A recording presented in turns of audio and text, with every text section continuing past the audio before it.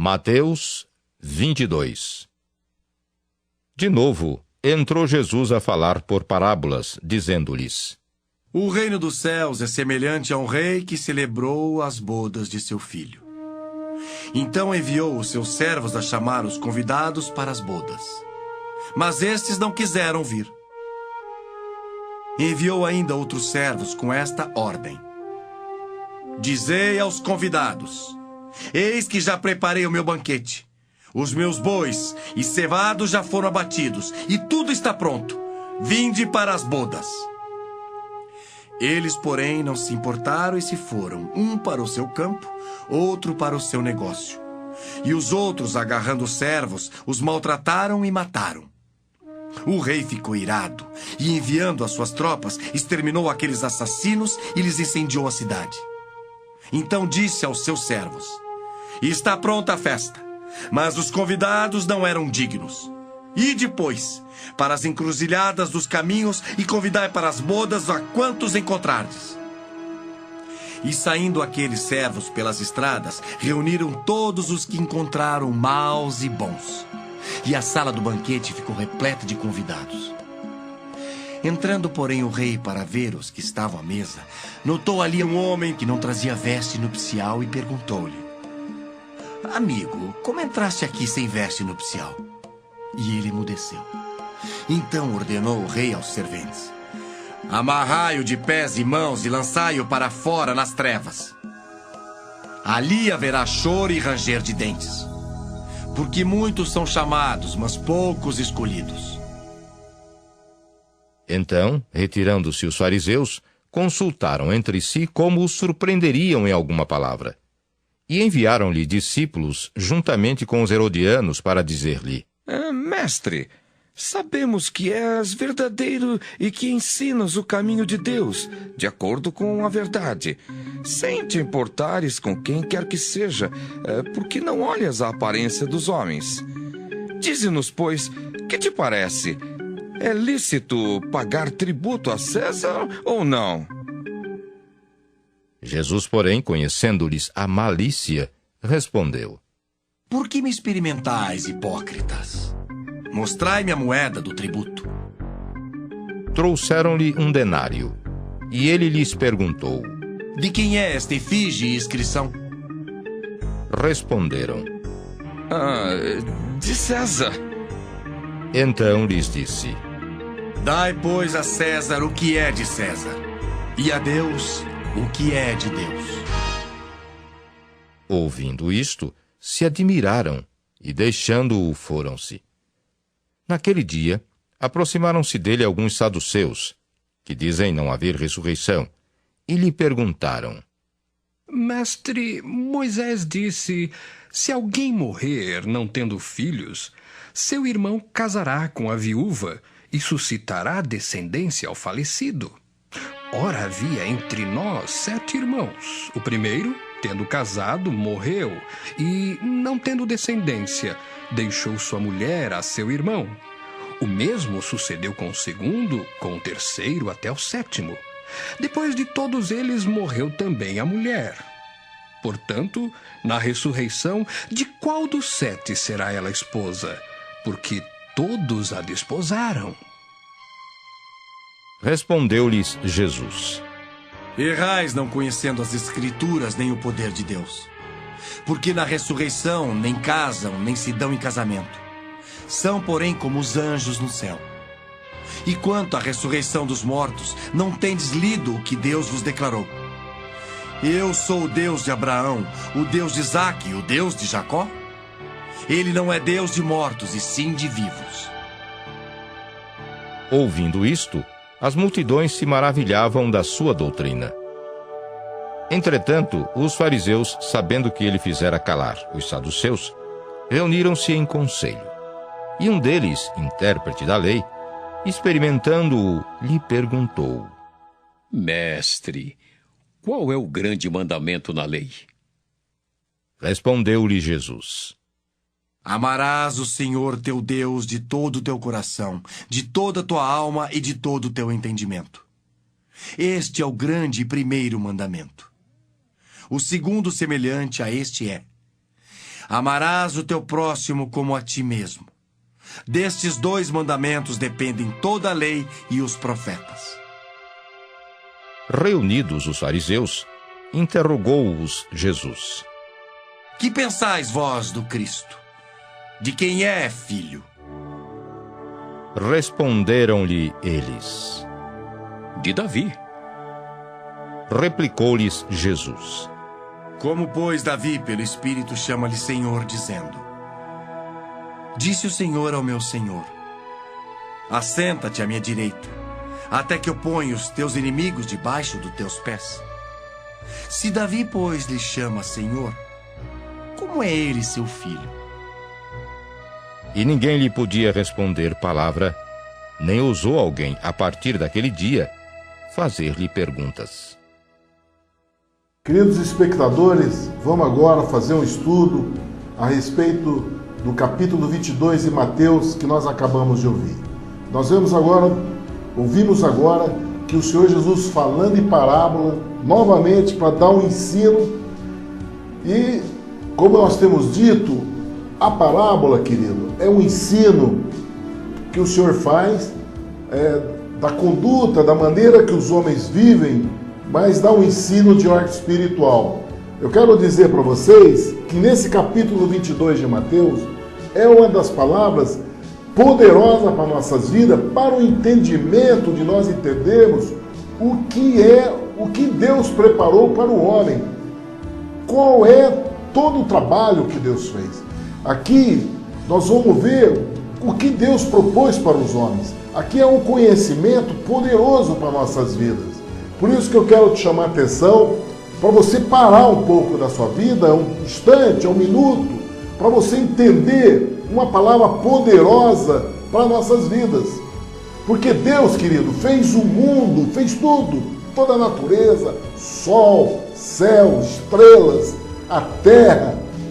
Em Gênesis ele descreve como tudo isso foi feito, lá em Gênesis 1. Ele estabeleceu todo o firmamento, o céu, a terra, da terra os animais, fez os homens e no 7º dia ele descansou. Querido, o Senhor Jesus agora, nesse capítulo 22, nós vemos que ele já está chegando no final do ministério dele na terra. Aqui, queridos, ele está chegando no momento que ele vai em Jerusalém, na qual ele vai ser crucificado. Já está na iminência desse momento. O Senhor Jesus agora, ele faz um resumo de toda a vida, de toda a relação que Deus tem com o homem. Essa parábola que ele vai citar agora é uma palavra que dá a explicação de tudo que Deus fez, de toda a proposta que Deus fez para os homens. É tremendo, querido. Deus resumiu numa parábola tudo aquilo que ele tem para nossas vidas. E depois, nesse capítulo 22, nós vamos ver o Senhor Jesus tendo um embate com a religião, com os homens que são religiosos e que portam toda a palavra de Deus, toda a religião, toda a religiosidade, toda aquela situação do homem se chegar até Deus. O Senhor Jesus tem um relacionamento com cada grupo religioso. Cada grupo religioso tinha uma postura, tinha um pensamento, tinha uma conduta. E o Senhor Jesus, então, tem uma convivência com eles, um embate com eles. E isso que nós vamos aprender nesse capítulo 22. Então eu quero chamar a sua atenção para isso, porque é muito importante o entendimento dessas verdades, que são verdades espirituais, querido. O ensino da palavra de Deus, Deus é espírito. E o ensino da palavra de Deus é de ordem espiritual. Nós, homens carnais, para nós entendermos isso, nós temos que abrir nosso coração para que o Espírito Santo seja o nosso mestre. O Senhor Jesus, então, em parábola, ele conta a história que o reino dos céus, ele fala a respeito, o reino do céu é semelhante a um certo rei que celebrou a bodas do seu filho. Querido, isso aqui diz respeito ao nosso Deus. Ele é o rei, ele é o Senhor. E a bodas dos filhos, querido, é o casamento do Senhor Jesus. Aqui ele está falando em parábola a respeito da vida de Deus e do Filho de Deus e dos convidados para. Então diz a parábola que esse rei, do casamento do filho dele, né, do casamento do filho, ele já preparou tudo. Diz que ele pediu para os servos dele convidar as pessoas para o casamento, para essas bodas, dizendo que tudo já estava preparado, dizendo que vai, diga para os convidados que eu já tenho preparado um jantar, os meus bois cevados já está morto, tudo já está pronto, vinde às bodas. O convite é esse, querido, de tudo aquilo que Deus fez, querido, daquilo que a vida que Deus te deu, você que está vivendo o bem bom da vida, que está gozando o privilégio de receber o sol a cada manhã, de você poder gozar da presença do sol, dos alimentos, da qual Deus criou todos os alimentos, criou todas as vegetações, né? Dos animais, na qual serve de alimento para nossas vidas. Foi Deus que criou. Ele tem uma proposta para você, querido. Ele te deu essa vida para você saborear na face da terra o seu período de vida, né? Esse período que é fugaz diante da eternidade do nosso Deus. Você tem 70, 80 anos. A palavra de Deus diz que quem passa disso é enfado e cansaço. Então, é uma vida fugaz, rápida demais. Só que Deus tem uma proposta para você. Ele tem um convite para você. E é isso que ele fez. Ele falou, ó, já está tudo preparado. Já preparei o jantar.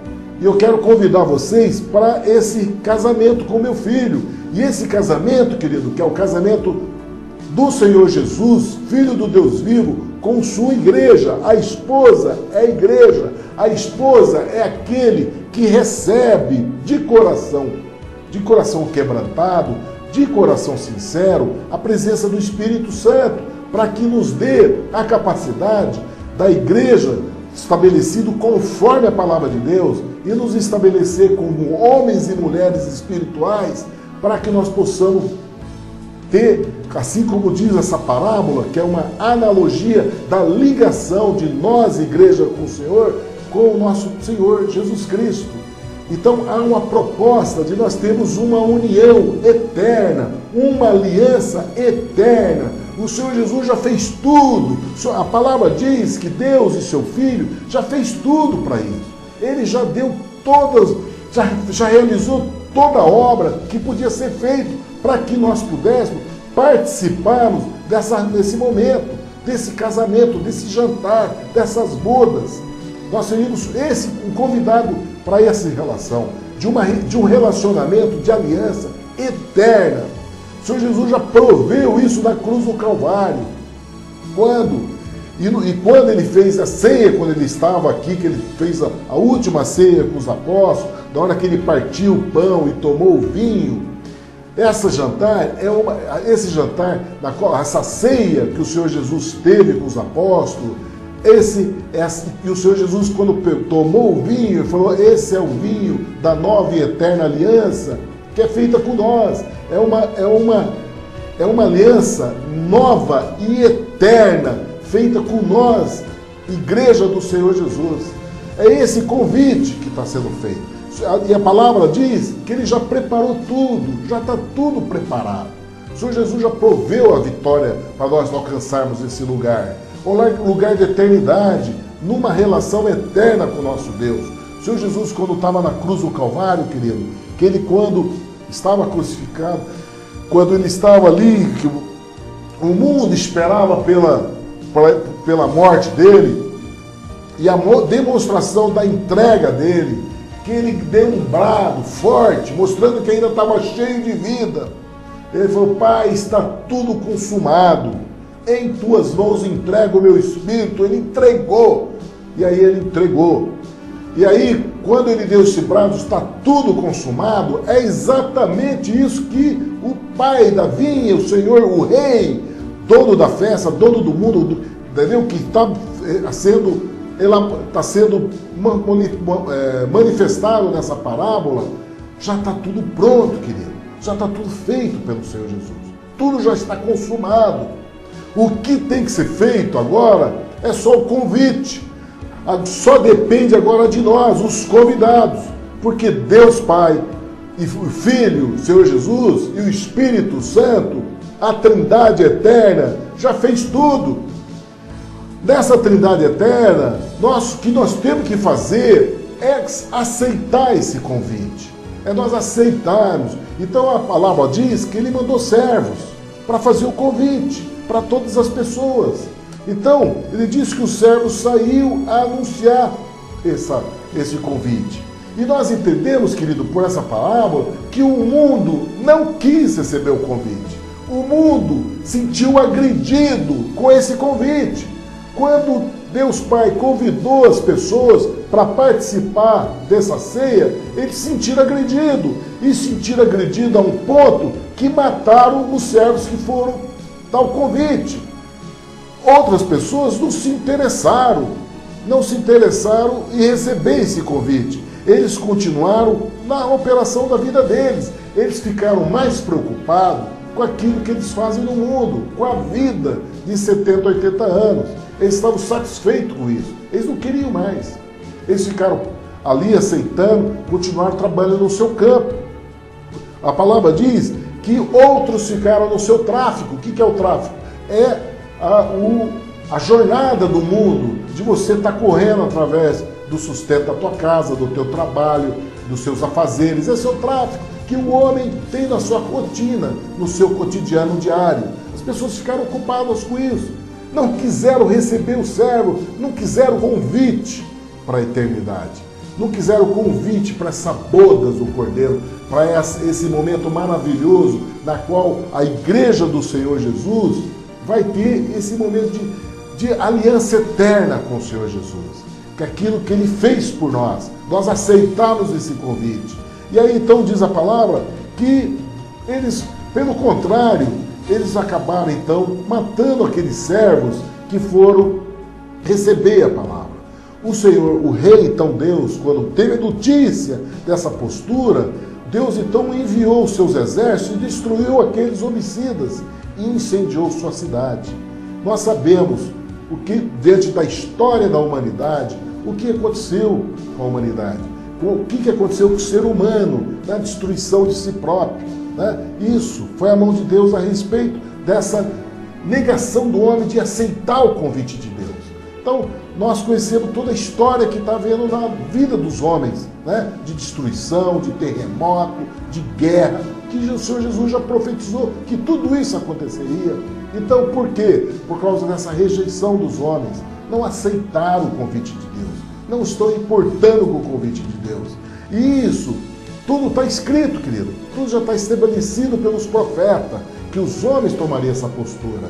Mas existe escrito nos profetas, homens e mulheres que vão aceitar esse convite. É o que ele diz aqui. Então, o rei, o Senhor, que fez o convite para aqueles religiosos, aqueles homens que portavam a palavra de Deus. E aqui eu quero dar uma palavra aqui a respeito da revelação dessas bodas.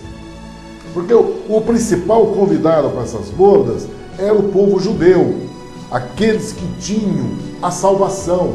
Porque a salvação, querido, o Senhor Jesus falou para aquela mulher que estava na beira do poço, a salvação dos homens veio dos judeus. O Senhor Jesus era da descendência judaica, veio dos judeus a salvação dos mundos. E esses homens, né, esses homens judeus, eles tinham a bênção de Abraão, eles eram prósperos. Né? Se você estudar o livro do Antigo Testamento, você vai ver prosperidade na descendência de Abraão. Isaac, Jacó, um homem rico que enriqueceu muito, compreende? Os filhos de Abraão, José foi governador do Egito, compreende? Foi praticamente aquele que administrou todo o Egito, que era a nação mais poderosa na época da geração dele. Então, era um povo que tinha a bênção da prosperidade financeira. Eles tinham a bênção de Abraão sobre eles, da prosperidade de enriquecimento. E o convite foi feito para esse povo, queridos. Mas eles negaram. Eles não aceitaram esse convite, porque eles preferiram ficarem ocupados com o campo deles. Eles preferiram ficar ocupados com as bênçãos que Deus deu para eles na terra. Eles ficaram atentos e ficaram seguindo o tráfico dos negócios na qual eles tinham na terra. Então, o que eu quero dizer tráfico é a citação que a palavra diz, e não diz respeito a tráfico de drogas, mas o tráfico de movimentação da vida que eles tinham com relação à sustentação aos negócios deles e às condições de vida que eles tinham. É o tráfico de movimentação na posição de vida, de comércio, dos cuidados da família, dos cuidados dos negócios deles. É essa relação que essa palavra está informando. Então, o Senhor Deus diz que esses homens, Deus então falou, esses convidados não são dignos.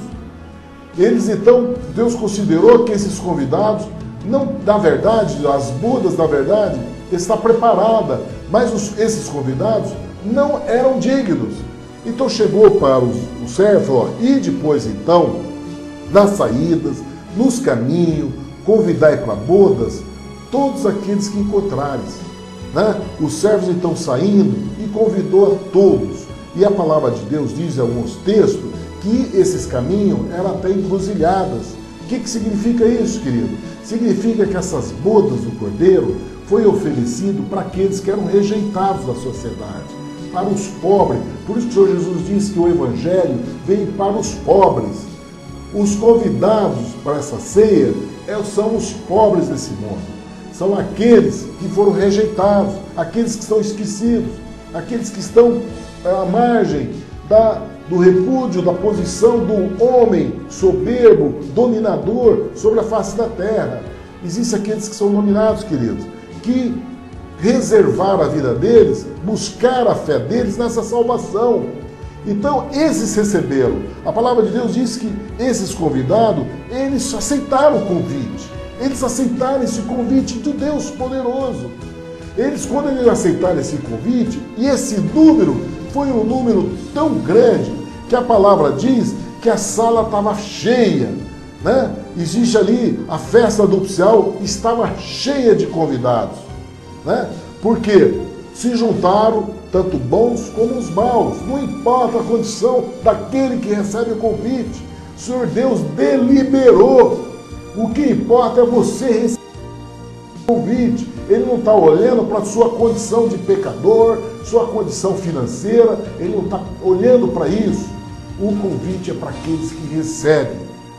O convite dos servos do Senhor que estão sendo anunciado, esse convite está sendo anunciado, que é a palavra de salvação, querido. É a palavra de salvação que está sendo anunciada no mundo. Por isso que saiu por todos os caminhos. O texto diz que esses servos saíram pelos caminhos. Todos os que caminham, e foram convidados todos que encontraram, tanto os maus como os bons. E a sala ficou cheia. E aí então, queridos, o Senhor Deus, o rei, foi fazer uma visita, olhar os convidados. E quando ele olhou os convidados, ele percebeu que tinha uma ali que não tinha os trajes das vestes do cordeiro. Ele olhou, viu que aquele não tinha traje das vestes do cordeiro. Ele olhou que não tinha as trajes de veste nupcial. Que as vestes nupcial, querido, há uma citação em Apocalipse, João viu essas vestes nupcial. Deus não quer ocultar nada de você que está destinado ao reino do céu. Está tudo descortinado para você saber escolher. Deus deu oportunidade para João ter essa visão. João, que escreveu o Apocalipse, ele foi e viu.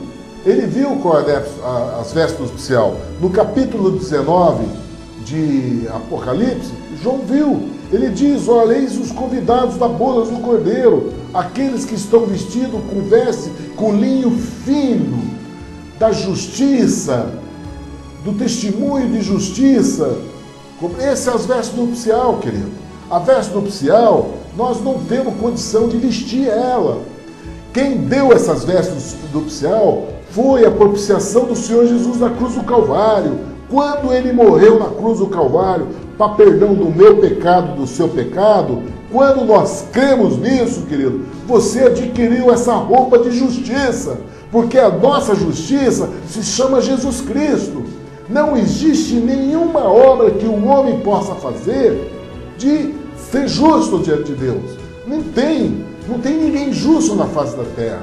A nossa justiça se chama fé no Senhor Jesus Cristo. Essa é a palavra da fé, querido. A palavra da fé é essa. É o que nos estabelece como convidado nesse jantar de núpcia, dessa ceia de núpcia, de bodas que o Senhor preparou para nós. A única condição de você ter o teu ingresso para participar disso é você ter as vestes nupcial. Você ter essas vestes. E essas vestes, querido, é você crer que aquilo que o Senhor Jesus fez da cruz do Calvário é por tua vida.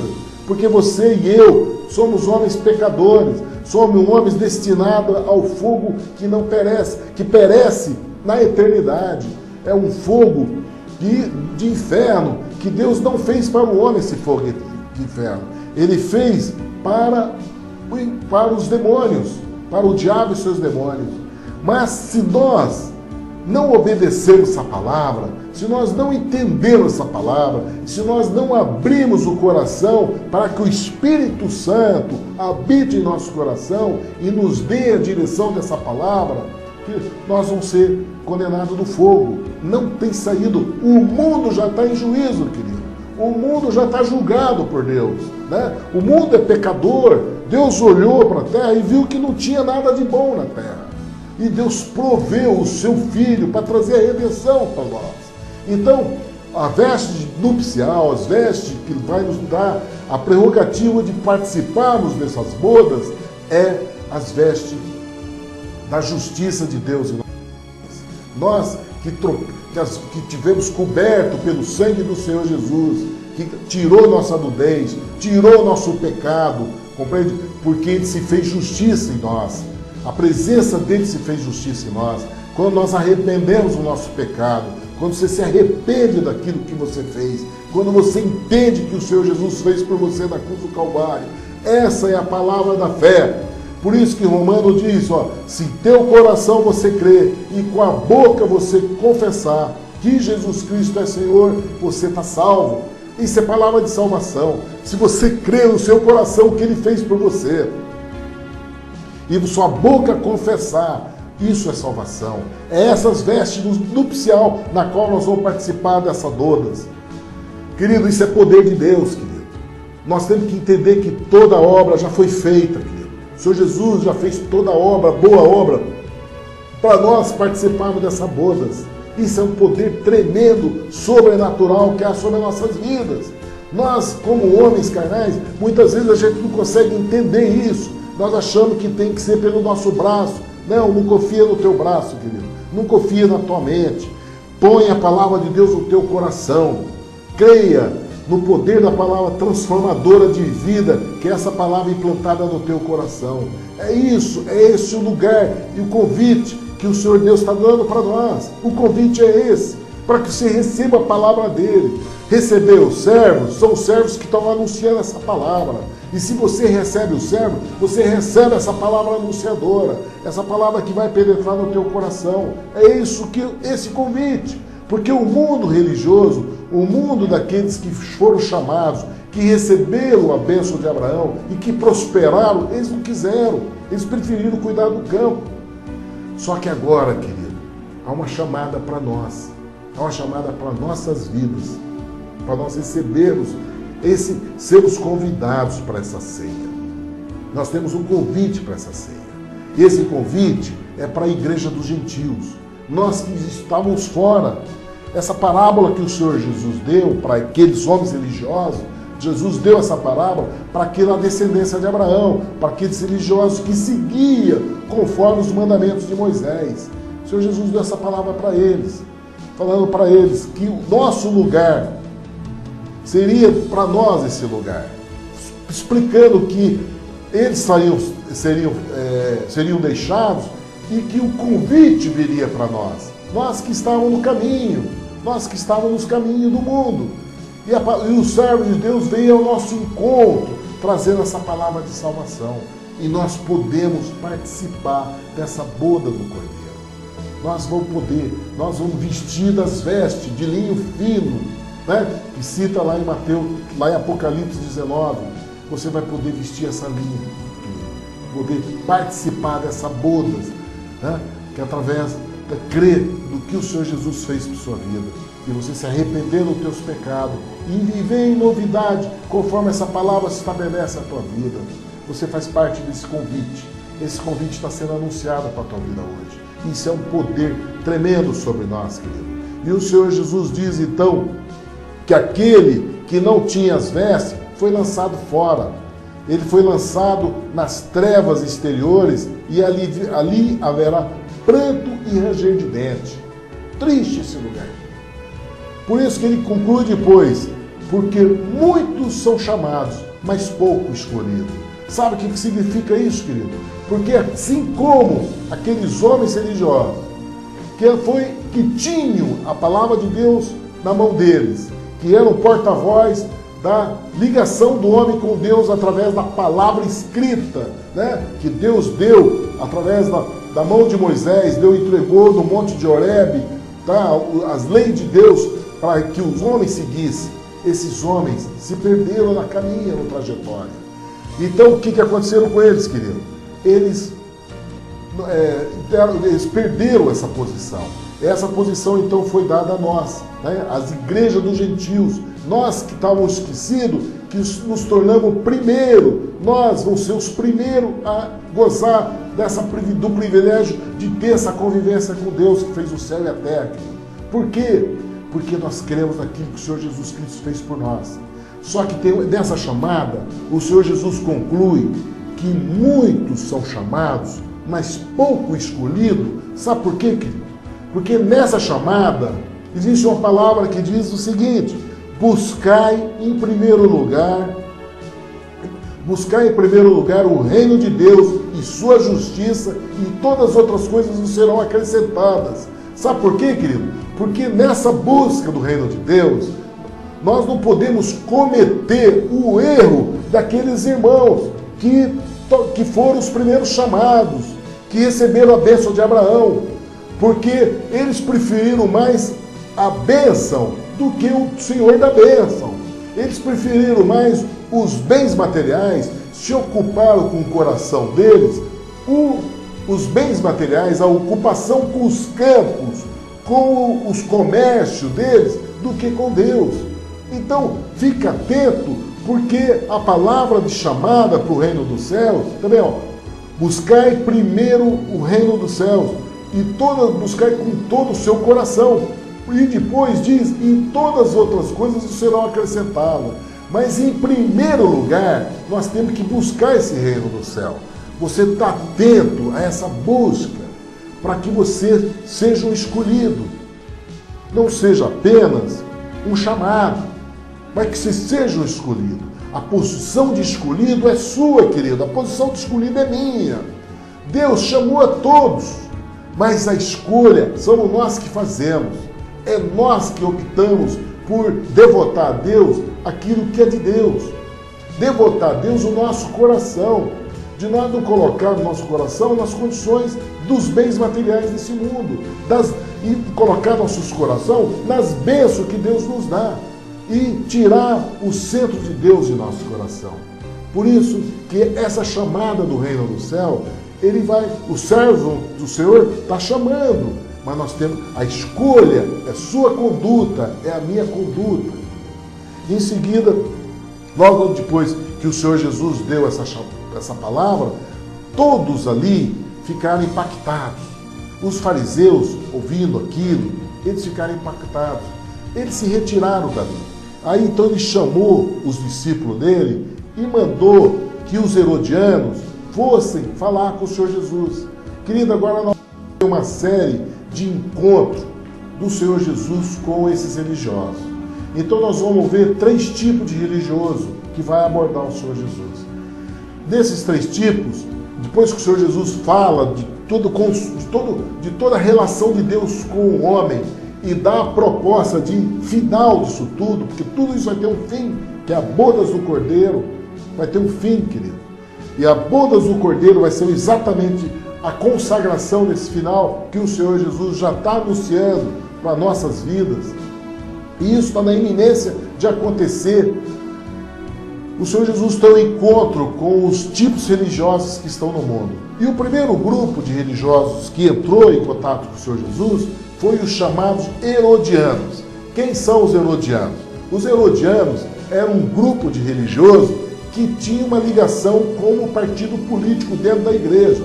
Eles eram do grupo de religiosos que dava apoio político a Herodes, né? Herodes, que era o rei daquela jurisdição ali de Jerusalém, da Judéia, ele que tinha o comando, né? Baseado na deliberação de César, porque César é que comandava todo o Império Romano. Mas Herodes era o homem de confiança de César naquela jurisdição. Então, Herodes tinha um grupo político de religiosos que era ligado a ele. Então, o que aconteceu? Os religiosos, então diz a palavra, que os discípulos dos fariseus, alguns dos discípulos fariseus, que não gostavam dos herodianos, porque os fariseus não tinham ligação com os herodianos, mas com relação a Jesus, eles se uniram. Então eles se uniram e chegaram até a presença do Senhor Jesus. E chegaram lá e fizeram um discurso bonito, né? Um discurso bonito, assim, para impressionar, para tentar pegar o Senhor Jesus, achando que Jesus era homem, né? Mas só que Jesus tinha a natureza de Deus, querido. Jesus era Deus, conhecia o pensamento humano, sabia o que tinha por trás de tudo aquilo que eles viam lá, com aquela falsa aparência, com aquela postura hipócrita, né? De falsa aparência, chegando, mestre, bem sabendo que és verdadeiro e ensinas o caminho de Deus, segundo a verdade, e que que não se dá porque não olha as aparências de homens. Discurso perfeito. Realmente Jesus era isso. Jesus falava a verdade, mas Jesus não gostava de bajulação. Jesus não tinha esse negócio de ficar. Ele fazia a obra de Deus. Ele não estava fazendo obra de si para ser bajulado pelos homens. Ele veio para servir, não para ser bajulado. Ele não estava preocupado com a bajulação. E aí então vem o veneno, a resposta, vem a pergunta. Dize-nos, que te parece? É lícito pagar tributo a César ou não? Sabe por que eles estavam fazendo essa pergunta, querido? Porque eles eram os próprios espião de Herodes. Porque quem recebia esse tributo era Herodes. Porque Herodes era o representante de César daquela jurisdição. Eles estavam querendo fazer essa pegadinha porque eles queriam jogar Jesus contra Herodes. Era essa a intenção. Porque Herodes era o representante de César. Ele conhecendo a malícia deles, olha só, a malícia. Por isso que o Senhor Jesus disse que para nós entrarmos no reino do céu, nós temos que ser como criança. Nós não temos que ter essa malícia, essa maldade de querer ver o outro tropeçar, de querer ver o outro na beira do abismo para ser destruído. Essa malícia. Então, de ter a maldade de ver. E é isso que o Senhor Jesus diz, olhando para eles, olhando e vendo a malícia, disse: por que me experimenta, hipócritas? Esse é o nosso Deus, que coloca as coisas no lugar. Ele veio, aqueles homens vieram dissimulados, com aquele arzinho de bons homens, e o Senhor Jesus mostrou quem são eles. Porque vocês vêm me experimentar, hipócritas. Mostra-me a moeda do tributo. Eles então mostraram a moeda. Jesus olhou e disse: de quem é essa esfinge inscrição? E eles disseram: é de César. Então Jesus disse: dai a César o que é de César e a Deus o que é de Deus. Querido, esse versículo é muito discutido em todos os meios. Esse versículo é um dos versículos mais conhecidos na humanidade. Em todo o globo da terra, esse versículo que saiu da sabedoria de Deus pela boca do Senhor Jesus, isso é uma das coisas mais ditas em todo o mundo. Esse versículo de dai a César o que é de César e a Deus o que é de Deus, isso é propagado em toda a terra, querido. Todos conhecem esse versículo. Isso é uma coisa tremenda. Por quê, querido? Porque diz respeito à nossa condição de e de homens terrestres. Porque nós, na condição de homem terrestre, de homens comuns, né, na condição carnal que nós somos, nós temos que pagar os nossos impostos. Isso é cidadania, isso é ser cidadão. assim como nós temos a cidadania do céu pela fé no Senhor Jesus, nós somos cidadãos brasileiros, entendeu? Do estado da nação na qual nós vivemos. E nós temos que ter o dever de pagar aquilo que nos é devido. Nós temos o dever. O Senhor, a palavra do Senhor é que nós devemos dever só o amor ao nosso semelhante. Nós não devemos nada a ninguém. Nós não temos que dever nada a ninguém, quanto mais ao governo. Por isso que o Senhor Jesus dá essa palavra, olha, dá César o que é de César. Nós, enquanto vivemos aqui, nós temos que pagar esse tributo e dá-lo, porque isso é cidadania. Isso é uma obrigação nossa, é um ato de cidadania, é um ato de um cidadão, né? Então nós temos que pagar o nosso tributo para o governo e temos que pagar o nosso tributo diante daquilo que os homens estabeleceu como imposto. Isso é cidadania. Agora, dá a Deus o que é de Deus. O que Deus pede de você, querido? Deus está pedindo dinheiro para você? Né? Você acha que na moeda, existe na moeda que foi dada para ele a esfinge de César? Tinha lá a esfinge de César e a inscrição de César. Você tem alguma moeda com a esfinge de Deus e a inscrição de Deus? Não, querido. O que Deus quer de você não é o teu dinheiro. Ele não está preocupado com o que você tem no bolso. Deus quer te abençoar, te dar vida eterna. Ele quer te dar uma vida de relacionamento com Ele. Dar a Deus o que é de Deus é fé. Porque o que nós recebemos de Deus é fé, é dom de Deus. Isso é do céu. O que Deus quer de nós é que nós recebemos isso, essa fé, e dá a Ele essa fé. É isso que Ele pede para nós. Ele não pede nenhum tostão no teu bolso, querido. Os tributos que foi estabelecido pela igreja no Novo Testamento, de dízimo e oferta, isso é dado de coração sincero, de voluntário. É voluntariedade. Deus não pede obrigação disso. Aquela palavra de Malaquias, que fala em Malaquias 3, aquilo é dado para o Antigo Testamento. Jesus fez uma nova aliança. Aquela palavra foi dada aos religiosos, aos judeus e o fariseu. Eu e você não somos fariseus. Nós não temos a obrigação daquela lei. A nossa obrigação agora é amor do Senhor Jesus em nosso coração. É o amor ao próximo e a Deus assim como nós mesmos. É esse o que Deus pede para nós. Nós vamos ver o estudo disso, porque o Senhor Jesus vai falar a respeito disso. Porque o grande mandamento nós vamos citar agora, porque um outro grupo de religioso abordou o Senhor Jesus a respeito disso. Qual é o grande mandamento? O que quer Deus quer de nós? Não é isso, querido. Ninguém rouba a Deus. Se você deixou de dar dízimo, ninguém rouba a Deus. Isso na nova aliança não, querido. Na ligação que Jesus veio trazer com nós não existe isso. Essa palavra não é dada para a igreja do Senhor Jesus, a igreja dos gentios, conquistada pelo sangue de Jesus na cruz do Calvário. Não há cobrança disso. A nossa oferta é voluntária, é de amor.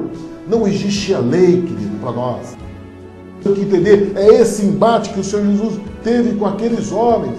É isso que diz respeito quando Jesus falou para aqueles religiosos: dá a Deus o que é de Deus. O que é de Deus, querido?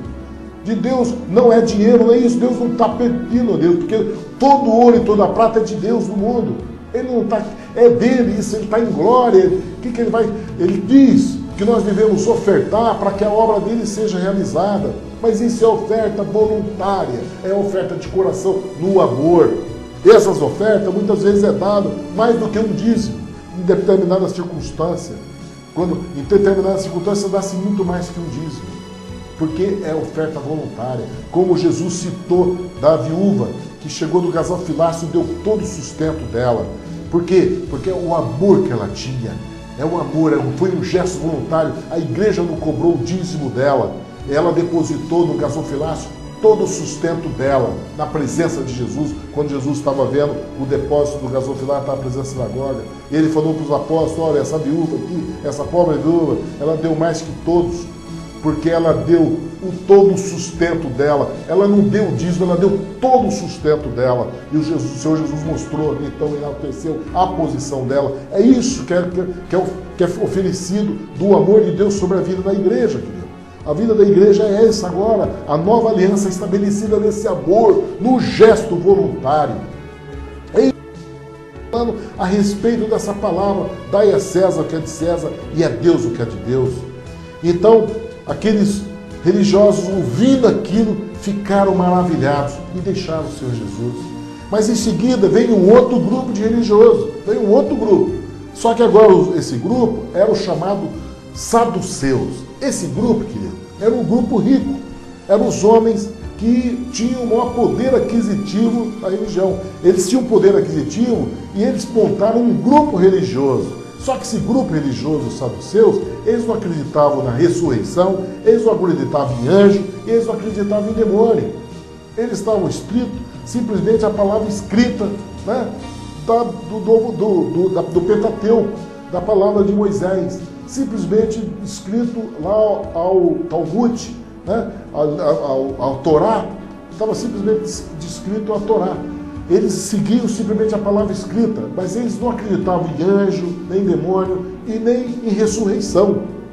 Esse grupo religioso, e era o grupo mais ricos, eram os homens mais ricos que conviviam naquela sociedade, eram os homens ricos que estavam ali, eles então também tiveram a oportunidade de confrontar o Senhor Jesus, né, que veio trazer essa nova aliança para os homens. E aí, na filosofia deles, no entendimento deles, no erro deles, chegaram para o Senhor Jesus e vieram com uma história absurda. Mas no amor de Deus, no amor incondicional de Deus, mesmo vendo o absurdo e os erros, o Senhor Jesus tinha ouvido para ouvir. Ele então ouviu aqueles homens que vieram com uma história dizendo que entre eles 7 irmãos casaram com uma mesma mulher.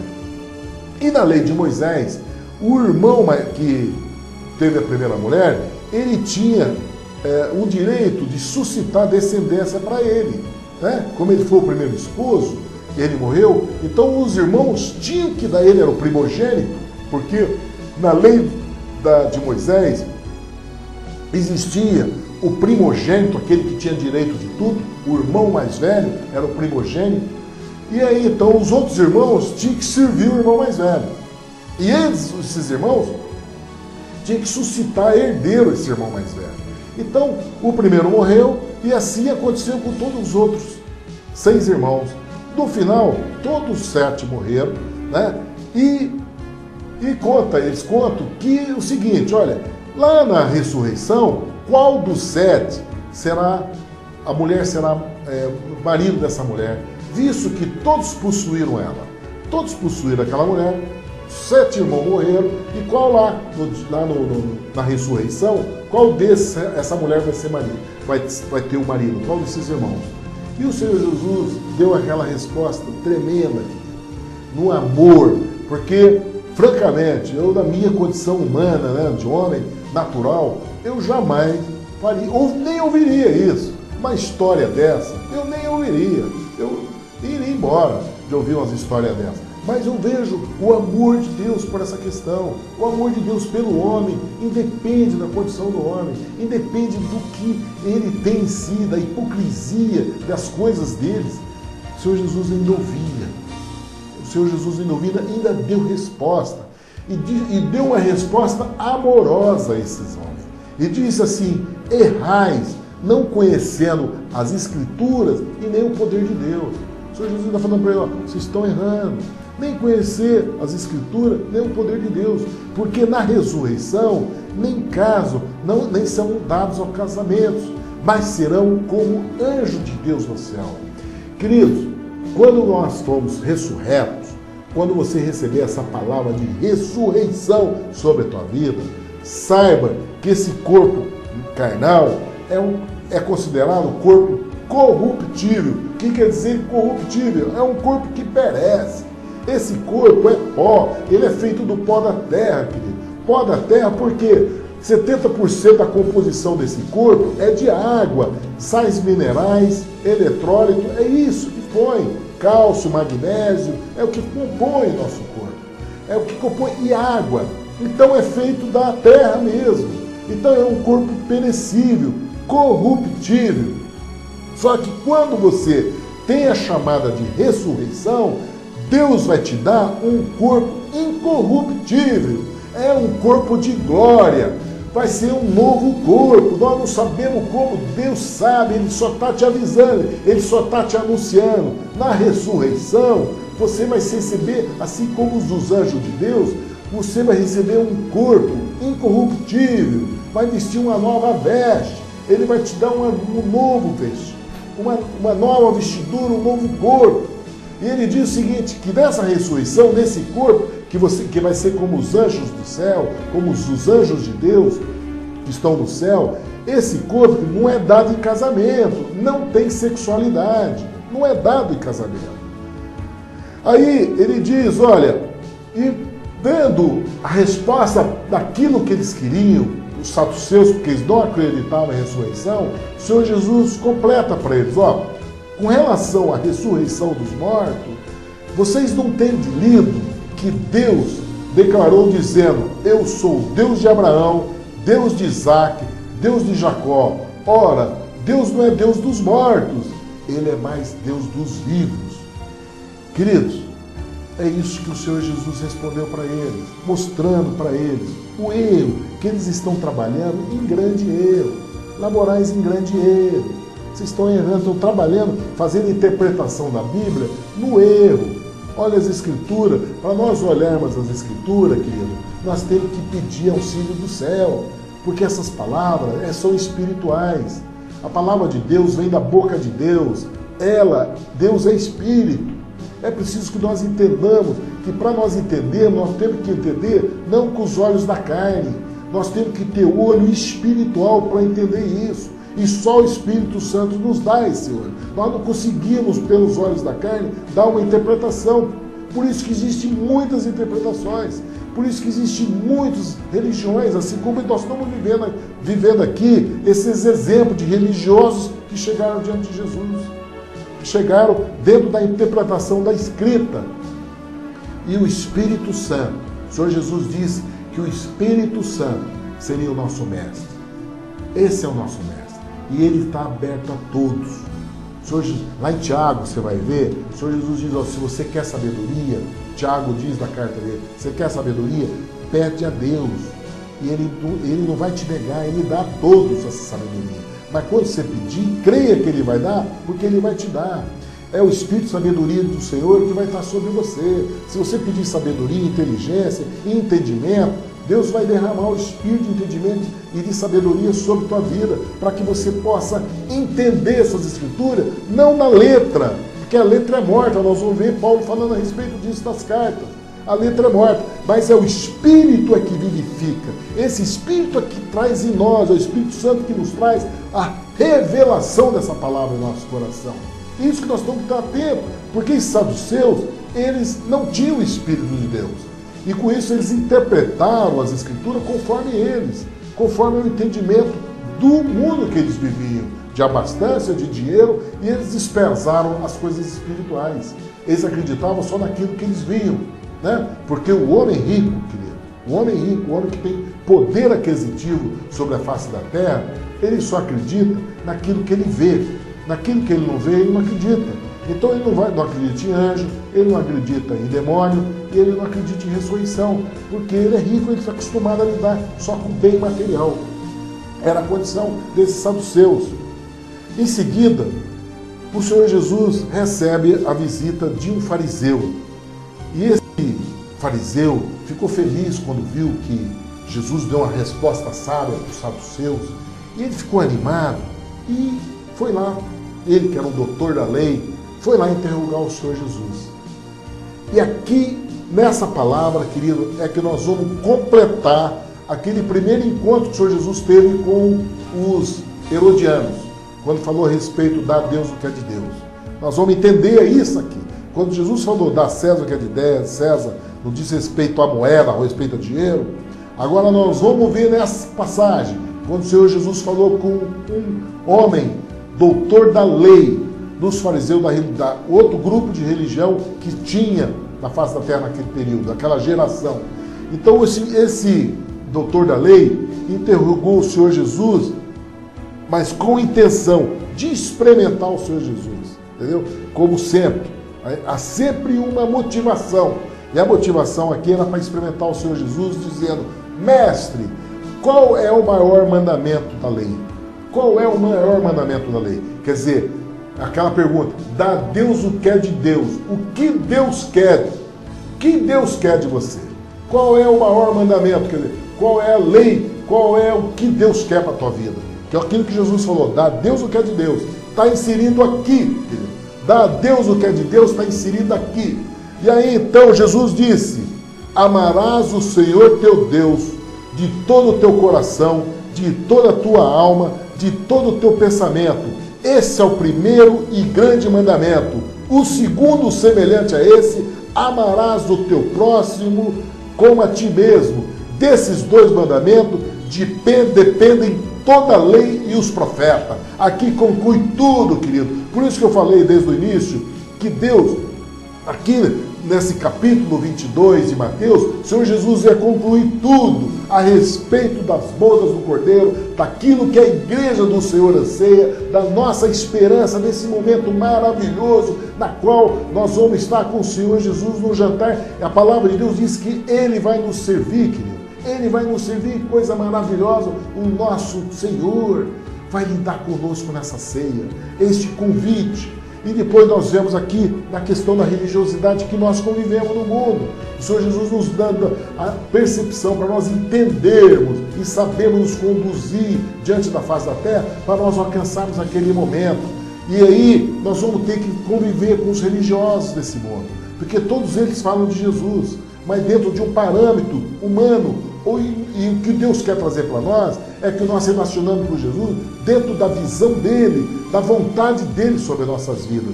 E a vontade dele sobre a nossa vida é essa, né? Qual é a maneira de você amar a Deus? Amar a Deus, querido. Ele diz em 3 dimensões. Você vai amar a Deus de todo o teu coração, de toda a tua alma e de todo o teu pensamento. Coração é espírito, querido. Alma é emoção e pensamento é o culto racional. No seu raciocínio, na tua emoção e no teu espírito. É nessas 3 dimensões que você tem que amar Deus. E Deus, querido, Deus, a palavra de Deus diz que o Espírito Santo tem ciúmes de nós. Deus, ele, assim como Ele tem o melhor para nós, Ele tem o reino de Deus para nós, Ele quer que nós sirvamos a Ele e nosso relacionamento com Ele tem que ser de exclusividade, querido. Nós temos que ter exclusividade nessa relação com Deus. Por isso que o Senhor Jesus diz que no julgamento, no juízo, Ele vai apartar aqueles que não têm intimidade com Ele. Vai falar, muitos vão chegar lá, Senhor, Senhor. E o Senhor Jesus vai falar, apartai-vos de mim, vós que praticais iniquidade, porque eu não vos conheço. Então, isso que eu quero chamar a tua atenção é a intimidade. Nós temos que ter intimidade com Deus. Para você amar Deus, você tem que relacionar com Ele no teu espírito. Relacionar com Deus no teu espírito, querido, é você receber Ele no teu espírito. Isso fala a respeito da palavra. Isso fala a respeito dessa palavra que é escrita no teu coração. Lá em Hebreus, nós vamos aprender que a aliança que o Senhor Deus fez com nós não é mais da tábua da lei, mas é escrita no seu coração. É disso que o Senhor Jesus está falando. De você amar Ele de toda a sua intensidade, da maior intensidade que você pode ter, é no teu coração, na palavra escrita no teu coração.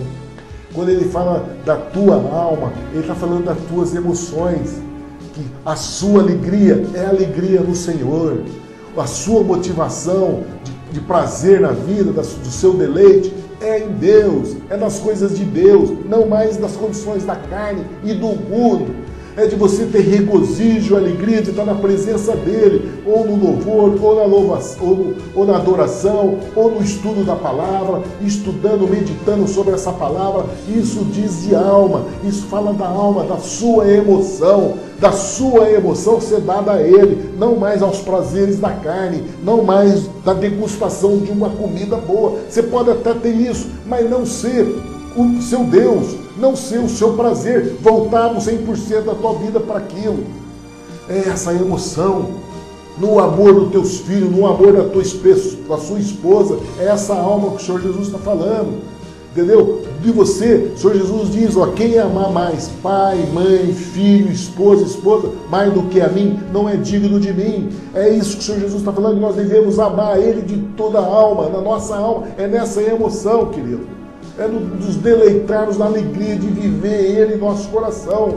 Depois ele dá de todo o seu pensamento, é na questão do culto racional, de você estar no seu raciocínio, na sua meditação no dia a dia, você está sempre colocando Jesus no seu pensamento. O seu pensamento não mais ser um pensamento solto, conforme o mundo traz, na atenção do mundo, da televisão, das imagens, das novelas, do jogo de futebol, não. Seu pensamento você pode até ver essas coisas, mas seu pensamento voltado sempre para a meditação na palavra de Deus.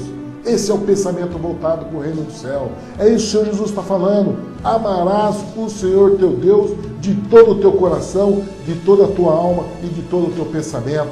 Querido, essa é a palavra de convite para você participar da ceia do Senhor.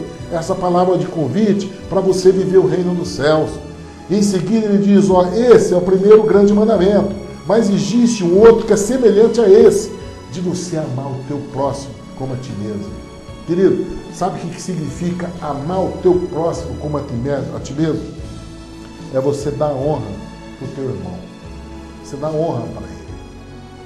Mesmo que você tenha vivido uma situação constrangedora, uma situação que te abateu, que você foi agredido na sua alma, você foi mal recebido, mesmo que você tenha sido mal recebido, você chegou no lugar, foi mal recebido pela postura deles, que eles estavam lá dominando aquele lugar, mas você vai entender que o coração de amar o teu próximo, você considera erro da sua parte, e você pede perdão para o teu irmão, e você dá referência para o teu irmão, você dá honra para ele, você dá o melhor para ele. Olha, meu irmão, me perdoa, a honra é tua, eu errei, o teu lugar é melhor, compreende? Eu que tenho, o seu lugar é melhor, compreende? É você dar honra, essa honra que Deus quer que nós damos, que nós olhamos para o nosso irmão e aquilo que eu gostaria de receber dele, eu faço para ele.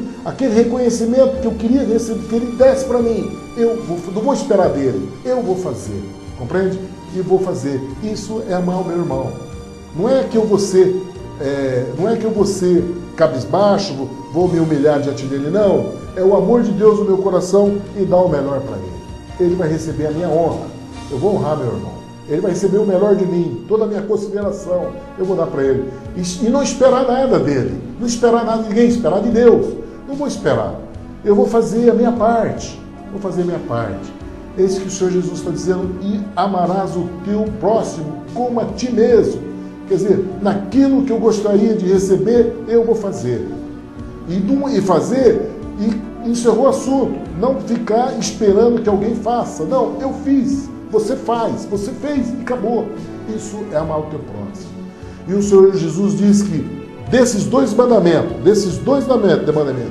depende toda a lei e os profetas. Então eu quero dizer para você, queridos, com certeza, quando o Senhor Jesus deu aquela moeda, falou, dai a César o que é de César e a Deus o que é de Deus, é isso aqui que Jesus está falando a respeito de Deus o que é de Deus. De você amar Deus coisas e ao teu irmão como a ti mesmo. Aqui depende toda a lei e todos os profetas. Então, tudo aquilo que está escrito lá, em Malaquias, acabou, querido. A aliança agora que Jesus fez conosco é essa.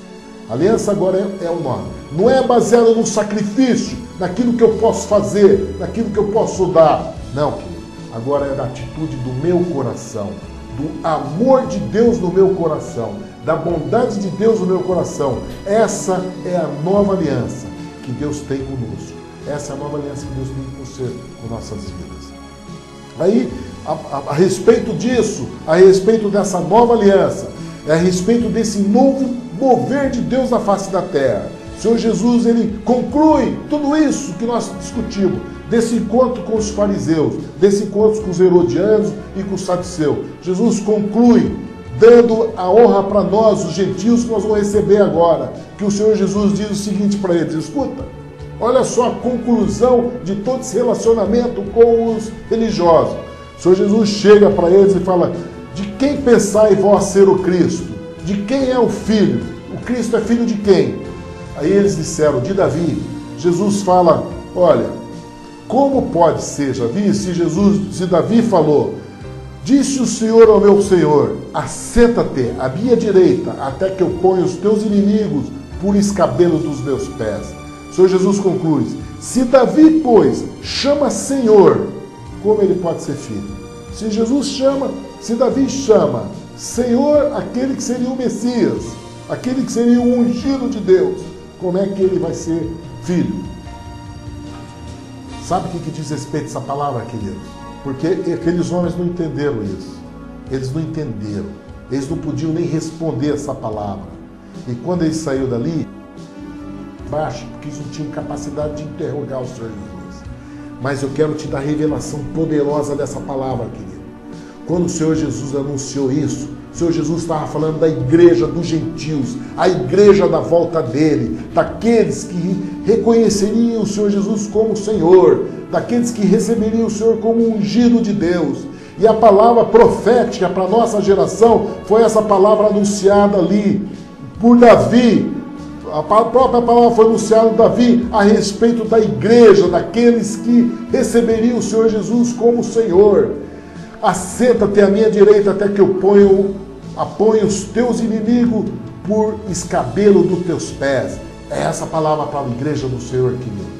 Nós, igreja do Senhor, da volta do Senhor Jesus, nós temos essa palavra profética sobre a nossa vida, dos nossos inimigos ser colocado debaixo dos pés do Senhor Jesus, debaixo dos pés da igreja do Senhor Jesus, nós que somos o corpo de Cristo na terra. O Senhor Jesus é a nossa direção, é a nossa cabeça, e o corpo de Cristo na terra somos nós, gentios, chamados por essa palavra poderosa, chamados por essa unção, essa vida de Cristo em nós, essa chamada que tem essa deliberação já liberada no céu, de nós colocarmos os inimigos, nossos inimigos, debaixo do Senhor Jesus. Nós fazemos parte dessa chamada, querido. Há um poder sobrenatural nisso. Nós temos que tomar entendimento, querido, para que nós possamos andar sobre a face da terra, andar de uma maneira, numa visão espiritual e ter a convicção, a certeza na qual nós temos se chamado.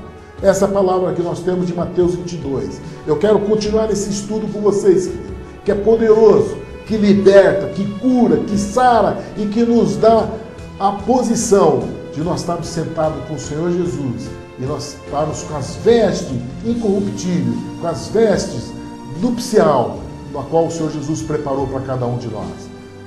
Esse convite esteja a vocês. E amanhã nós vamos continuar o estudo de Mateus 23, se assim Deus nos permitir.